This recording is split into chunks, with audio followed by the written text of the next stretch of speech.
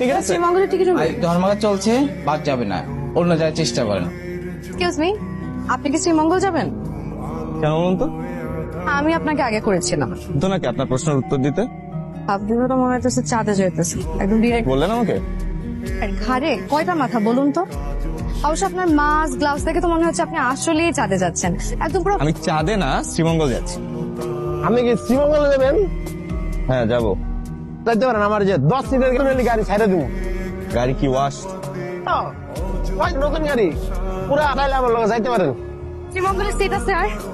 বা সিট তো খালি নাই আপনার। হাই, পাশে তো সিট খালি আছে, আমাকে উইন্ডো সিটটা দেওয়া যাবে প্লিজ? এই সিট আমার, আমি আপনাকে নিব না।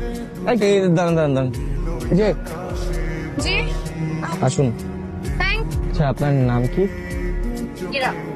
একটু চেপে বসবেন প্লিজ। মানে? একটু ওই সাইডে গিয়ে বসেন, আমার খুব অস্বস্তি হচ্ছে। আচ্ছা ঠিক আছে, এমনিতেও আমার কোনো শখ নাই আপনার কাছাকাছি বসার, আমি তো জাস্ট পরিস্থিতির শিকার। আচ্ছা শোনেন, আপনি কি কথা বলতে অনেক পছন্দ করেন? আমি খুব কম কথা বলি। কেউ মনে না করলে আপনাকে একটা কথা জিজ্ঞেস করি। প্লিজ। আপনি কি মানুষটা খুব রুড? সত্যি বলবো? হ্যাঁ হ্যাঁ, একদম মন থেকে।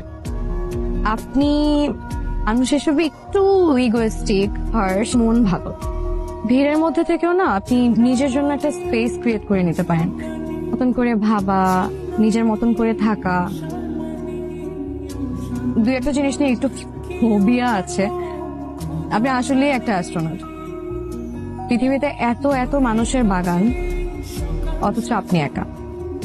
যেমন ধরেন গ্যালাক্সির ছোট্ট একটা গ্রহের মধ্যে আপনি নিজেকে নিয়ে ব্যস্ত, নিজের মতন